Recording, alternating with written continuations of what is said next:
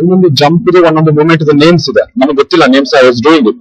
But ಅದ್ರ ಆಮೇಲೆ ಅಲ್ಲಿ ಅವ್ರ ಜೊತೆ ಮಾಡಿದಾಗ ಅವ್ರ ನೇಮ್ಸ್ ಹೇಳೋದು, ಈ ತರ ಜಂಪ್ ಈ ತರ ನೇಮ್ಸ್ ಇದೆ, ಆಮೇಲೆ ಈ ತರ ಸ್ಟೈಲ್ ಮಾಡ್ಬೇಕು ಅಂತೆಲ್ಲ ಹೇಳ್ಕೊಟ್ಟು ಅದು ಅದ್ರ ಬಗ್ಗೆ ತಿಳ್ಕೊಂಡ್ಮೇಲೆ ಅದ್ರ ನೇಮ್ಸ್ ತಿಳ್ಕೊಂಡ್ಮೇಲೆ ಪ್ರಾಕ್ಟೀಸ್ ಮಾಡ್ಲಿಕ್ಕೆ. ಆಮೇಲೆ ಅದ್ರದ್ದು ಫಿಟ್ನೆಸ್ ಇದೆ, ಪ್ರತಿಯೊಂದು ಮಾರ್ಷಲ್ ಆರ್ಟ್ಸ್ ಅದ್ರದ್ದು ಫಿಟ್ನೆಸ್ ಇದೆ. ಫಾರ್ ಎಕ್ಸಾಂಪಲ್ ಅಥ್ಲೆಟಿಕ್ಸ್ ಆಗಿರ್ಬೋದು, ಮತ್ತೊಂದಾಗಿರ್ಬೋದು, ಆ ಫಿಟ್ನೆಸ್ ಥ್ರೂ ಹೋದಾಗ ಇಲ್ ಬಿಕಮ್ ಫಿಟ್. ಮಹೇಶ್ ಸಿದ್ದು ತನ್ನ ಕಠಿಣ ಶ್ರಮದಿಂದ ಪಾರ್ಕೂರ್ ಕಲೆಯ ಟೆಕ್ನಿಕ್ ಗಳನ್ನ ಕಲಿತಿದ್ದಾನೆ. ಹೇಗೆ ಬಾಡಿ ವೇರಿಯೇಷನ್ಸ್ ಮಾಡಬೇಕು ಅನ್ನೋದನ್ನ ಪ್ರಾಕ್ಟೀಸ್ ಮಾಡಿದ್ದಾನೆ. Walking, running, jumping, climbing, balancing, lifting ಮತ್ತು ಸೆಲ್ಫ್ ಡಿಫೆನ್ಸ್ ಮಾಡೋದನ್ನ ಕರಗತ ಮಾಡ್ಕೊಂಡಿದ್ದಾನೆ. ಒಬ್ಬನೇ ಇರುವಾಗ ಮೈದಾನಕ್ಕೆ ತೆರಳಿ ಹಾರೋದನ್ನ, ಓಡೋದನ್ನ, ಪಲ್ಟಿ ಹೊಡೆಯೋದನ್ನ, ಹೀಗೆ ಬಗೆ ಬಗೆಯ ಕಲೆಗಳನ್ನ ನಿತ್ಯ 6 ಗಂಟೆಗಳ ಕಾಲ ಪ್ರಾಕ್ಟೀಸ್ ಮಾಡಿದ್ದಾನೆ. ಆತನ ಆಸಕ್ತಿಯನ್ನ ಕಂಡ ಗೆಳೆಯರು ಆತನಿಗೆ ಸಹಕಾರ ಕೊಟ್ಟಿದ್ದಾರೆ. ಹೇಳ್ಬೇಕಂದ್ರೆ ಮಹೇಶ್ ಈ ಕಲೆಯನ್ನ ಗುರುವಿಲ್ಲದೆ ಕಲಿತಿದ್ದಾನೆ.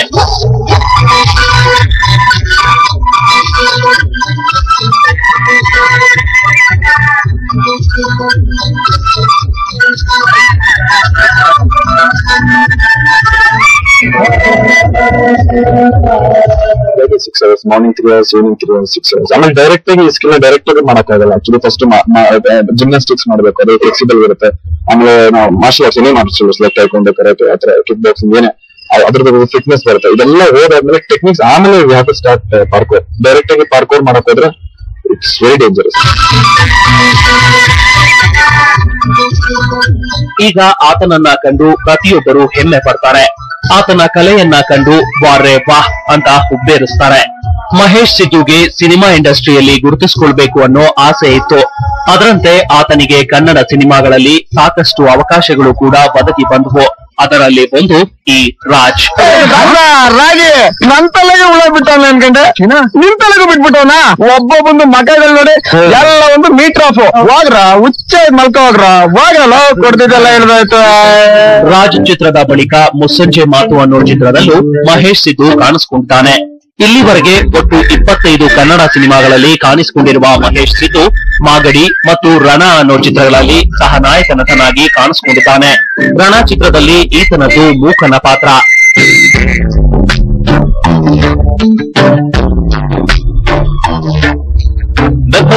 ಅಂದ್ರೆ ಐ ಲವ್ ಯು, ಅಂದ್ರೆ ಐ ಲೈಕ್ ಯು, ಒಲವನ್ನೂ ಹೇಳೋಕೆ ಅದಕ್ಕೊಂದು ಭಾಷೆ ಬೇಕೆ, ಹೃದಯದ ಲೈನು ಬೋಧೋಕು ಹೋಗಿರುವ ಕಂಗಳು ಯಾಕೆ, ಲಬ್ಬುವನ್ನು ಹೂವು ಅರಳೋಕೆ. ಸ್ಟ್ರೀಟ್ ಡಾನ್ಸ್ ಮೂಲಕ ಪಾರ್ಕೂರ್ ಕಲೆಯವರೆಗೆ ಬಂದು ನಿಂತಿರುವ ಮಹೇಶ್ ಸಿದ್ದು ಸಾಕಷ್ಟು ಪರಿಶ್ರಮ ಪಟ್ಟಿದ್ದಾನೆ, ಬೆವರು ಹರಿಸಿದ್ದಾನೆ. ಗುರುವಿಲ್ಲದೆ ಫಾದರ್ ಆಫ್ ಮಾರ್ಷಲ್ ಆರ್ಟ್ಸ್ ಅಂತಾನೆ ಕರೆಸಿಕೊಳ್ಳುವ ಪಾರ್ಕೂರ್ ಕಲೆಯನ್ನ ಕಲಿತಿದ್ದಾನೆ. ಆತನ ಕಲೆಗೆ ಮೆಚ್ಚಿ ಜರ್ಮನ್ ದೇಶದ ಸಂಸ್ಥೆಯೊಂದು ಸ್ಕಾಲರ್ಶಿಪ್ ಕೂಡ ಕೊಟ್ಟಿದೆ. ಯಾರ ಸಹಾಯವೂ ಇಲ್ಲದೆ, ಯಾರ ಮಾರ್ಗದರ್ಶನವೂ ಇಲ್ಲದೆ, ಕೇವಲ ಗೆಳೆಯರ ಬೆಂಬಲದೊಂದಿಗೆ ಈ ಸಾಧನೆ ಮಾಡಿರುವ ಮಹೇಶ್ಗೆ ಬೇಕಿರೋದು ಒಂದೇ, ಅದೇ ಪ್ರೋತ್ಸಾಹ ಮತ್ತು ಬೆಂಬಲ. ಈಗಾಗಲೇ ಪಾರ್ಕೂರ್ ಕಲೆಯನ್ನ ಕಲಿತಿರುವ ಮಹೇಶ್ ಆಸಕ್ತಿ ಇರುವ ಹುಡುಗರು ಬಂದ್ರೆ ಈ ಕಲೆಯನ್ನ ಕಲಿಸಲು ರೆಡಿಯಾಗಿದ್ದಾನೆ. ಆದ್ರೆ ಪಾರ್ಕೂರ್ ಕಲೆಯನ್ನ ಯಾರ್ ಬೇಕಂದ್ರೆ ಅವರು ಕಲಿಯೋಕೆ ಆಗೋದಿಲ್ಲ. ಅದಕ್ಕೆ ಬೇಕಾದ ಬಾಡಿ ಫಿಟ್ನೆಸ್ ಇರಬೇಕು, ಎಲ್ಲಕ್ಕಿಂತ ಹೆಚ್ಚಾಗಿ ಕಾನ್ಸಂಟ್ರೇಷನ್ ಇರಬೇಕು. ಇಲ್ಲದೆ ಹೋದ್ರೆ ಅಪಾಯ ಕಟ್ಟಿಟ್ಟ ಬುದ್ಧಿ. ಯಾಕೆಂದ್ರೆ ಇಂಥದ್ದೊಂದು ಡೇಂಜರಸ್ ಕಲೆಯನ್ನ ಕಲಿಯುವಾಗ ಮಹೇಶ್ ಸಿದ್ದು ಅನೇಕ ಬಾರಿ ಬಿದ್ದು ಎದ್ದಿದ್ದಾರೆ, ಕೈಕಾಲು ನೋವು ಮಾಡಿಕೊಂಡಿದ್ದಾರೆ. ಆ ನೋವುಗಳೇ ಇವತ್ತು ಮಹೇಶ್ ಸಿದ್ದುರನ್ನ ಪಾರ್ಕೂರ್ ಕಲೆಯಲ್ಲಿ ಎಕ್ಸ್ಪೋರ್ಟ್ ಆಗುವಂತೆ ಮಾಡಿರೋದು.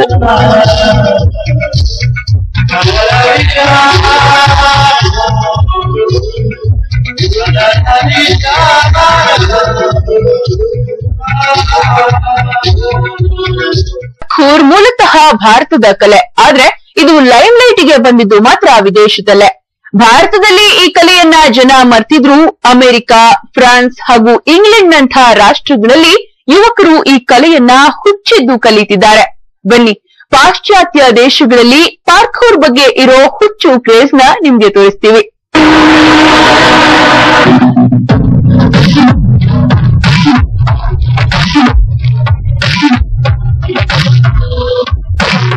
ಪಾರ್ಕೂರ್ ಕೇಳೋಕೆ ವಿದೇಶಿ ಪದ, ಆದ್ರೆ ಇದು ಅಪ್ಪಟ ಇಂಡಿಯನ್ ಸ್ಟೈಲ್. ಇವತ್ತಿಗೂ ಭಾರತೀಯ ಸೇನೆಯಲ್ಲಿ ಸೈನಿಕರಿಗೆ ಇಂಥದ್ದೊಂದು ಕಲೆಯನ್ನ ಹೇಳಿಕೊಡಲಾಗುತ್ತೆ. ಇದು ವೈರಿ ಪಡೆಯಿಂದ ಸೈನಿಕರು ತಪ್ಪಿಸಿಕೊಳ್ಳಲು ಬೇಕಾದ ಕಲೆ.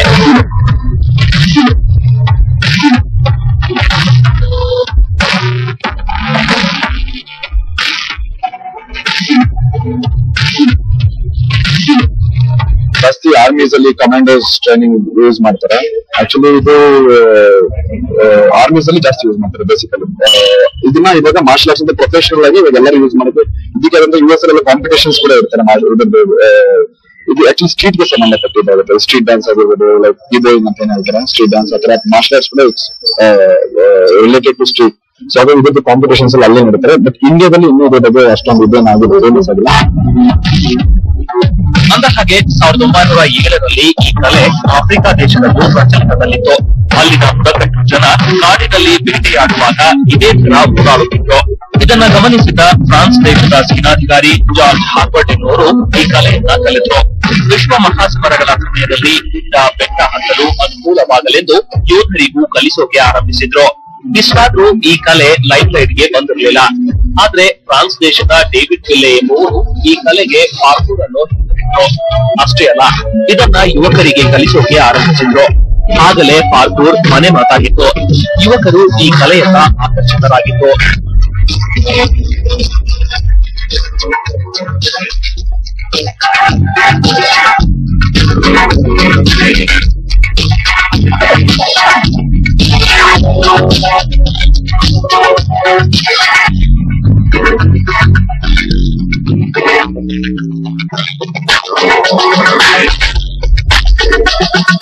ಆಕ್ಚುಲಿ ಇದು ಇಂಡಿಯನ್ ಸ್ಕಿಲ್ ಸರ್. ಆಕ್ಚುಲಿ ಪಾರ್ಕೂರ್ ಅಂತ ಏನ್ ಹೇಳ್ತಾರೆ ಇದು ಇಂಡಿಯನ್ ಸ್ಕಿಲ್. ಆಕ್ಚುಲಿ ಇದು ಪಾರ್ಕೂರ್ ಅಂತ ಹೆಸರು ಕೊಟ್ಟಿದ್ದು ಫ್ರಾನ್ಸ್ ಅಲ್ಲಿ ಡೇವಿಡ್ ಬೆಲೆ ಅಂತ. Actually is the godfather ಅಂತ ಏನ್ ಹೇಳ್ತಾರೆ ಅಂದ್ರೆ ಈ introduced actually. So all parkour is the godfather. So ಅದನ್ನ ಪಾರ್ಕೂರ್ ಅಂತ ಹೆಸರು ಕೊಟ್ಟು ಅವ್ರದಾದಂತ ಸ್ಟೈಲ್ ಅಲ್ಲಿ ಮಾಡಿ ಅದನ್ನ ಅವ್ರು ಎಸ್ಟಾಬ್ಲಿಷ್ ಮಾಡಿದ್ರು. ಆಕ್ಚುಲಿ ಇದು Indian skill actually.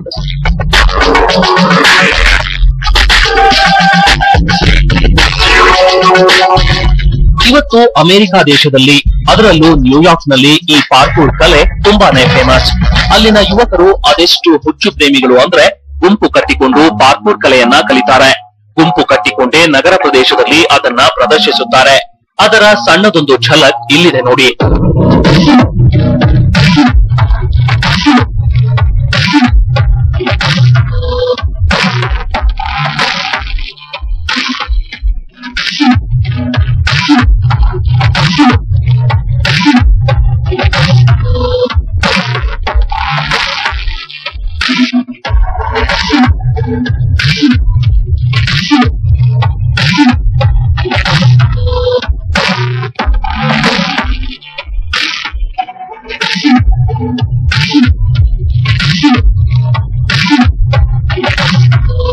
America, France, England ಮತ್ತಿತರ ರಾಷ್ಟ್ರಗಳಲ್ಲಿ ಪಾರ್ಕೂರ್ ಒಂದು ಕ್ರೇಜ್.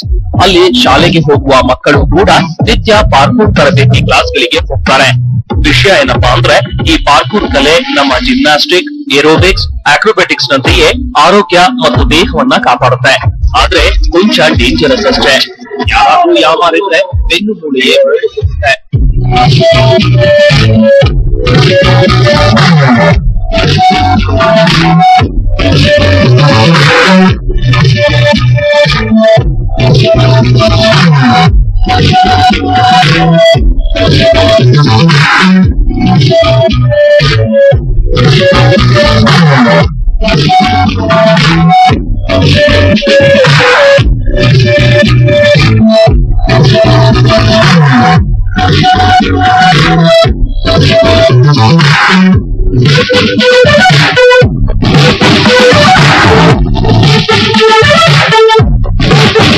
ಹಾಲಿವುಡ್ ಸಿನಿಮಾಗಳಲ್ಲೂ ಕೂಡ ಪಾರ್ಕೂರ್ ಕಲೆಯನ್ನ ಬಳಸಿಕೊಳ್ಳಲಾಗುತ್ತೆ. ಆಕ್ಷನ್ ಸಿನಿಮಾಗಳಲ್ಲಿ ಪಾರ್ಕೂರ್ ಕಲೆ ತುಂಬಾನೇ ಬಳಕೆಯಾಗುತ್ತೆ. ಅಂದಹಾಗೆ ಈ ಪಾರ್ಕೂರ್ ಕಲೆಯ ಬಗ್ಗೆ ಜಂಪ್ ಲಂಡನ್ ಹಾಗೂ ಜಂಪ್ ಬ್ರಿಟನ್ ಅನ್ನೋ ಸಾಕ್ಷ್ಯ ಚಿತ್ರಗಳನ್ನು ಕೂಡ ನಿರ್ಮಾಣ ಮಾಡಲಾಗಿದೆ.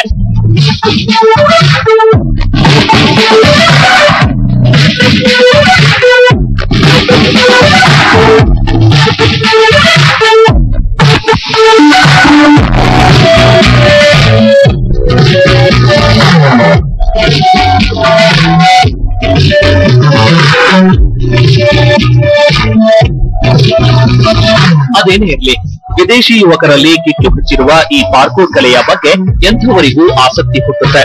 ಆದ್ರೆ ಇದನ್ನ ಕಲಿಯೋದು ಕಷ್ಟ. ಕಲಿತವರು ಯಾರ ಕೈಗೂ ಸಿಗೋದಿಲ್ಲ. ಇಂಥ ಕಲೆ ಕೇವಲ ದೇಶ ಕಾಯುವ ಸೈನಿಕರಿಗಷ್ಟೇ ಅಲ್ಲ, ನಮ್ಮ ಪೊಲೀಸರಿಗೂ ಅನುಕೂಲ ಅನ್ನೋದ್ರಲ್ಲಿ ಎರಡು ಮಾತಿಲ್ಲ. ಯಾಕೆಂದ್ರೆ ಈ ಕಲೆಯನ್ನ ಕಲಿತವರು ಸ್ಲಿಮ್ ಅಂಡ್ ಟ್ರಿಮ್ ಆಗಿರ್ತಾರೆ, ಸದಾಕಾಲ ಲವಲವಿಕೆಯಿಂದ ಓಡಾಡ್ತಾರೆ, ಆರೋಗ್ಯ ಕೈ ಕೊಡೋಲ್ಲ, ಬೊಜ್ಜು ಹತ್ತಿರ ಸುಳಿಯೋಲ್ಲ. ಪೊಲೀಸರಿಗೆ ಈ ಕಲೆ ನಾನಾ ರೀತಿಯಲ್ಲಿ ಅನುಕೂಲಕಾರಿಯಾಗುತ್ತೆ. ಹೀಗಾಗಿ ಇಂಟ್ರೆಸ್ಟ್ ಇರೋರು ಬೆಂಗಳೂರಿನ ಮಹೇಶ್ ಸಿದ್ದು ಅವರನ್ನ ಸಂಪರ್ಕಿಸಬಹುದು.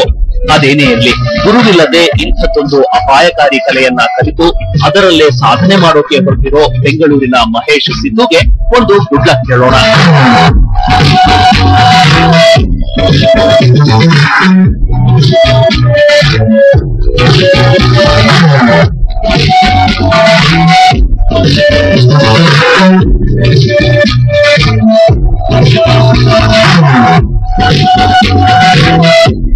ಭಾರತದಲ್ಲೇ ಹುಟ್ಟಿ ಭಾರತದಲ್ಲೇ ಮರೆಯಾಗಿರೋ ಪಾರ್ಕೂರ್ ಕಲೆಯನ್ನ ಉಳಿಸಿ ಬೆಳೆಸೋಕೆ ಮಹೇಶ್ ಸಿದ್ದು ಈಗ ಇನ್ನಿಲ್ಲದ ಶ್ರಮ ಹಾಕ್ತಿದ್ದಾರೆ.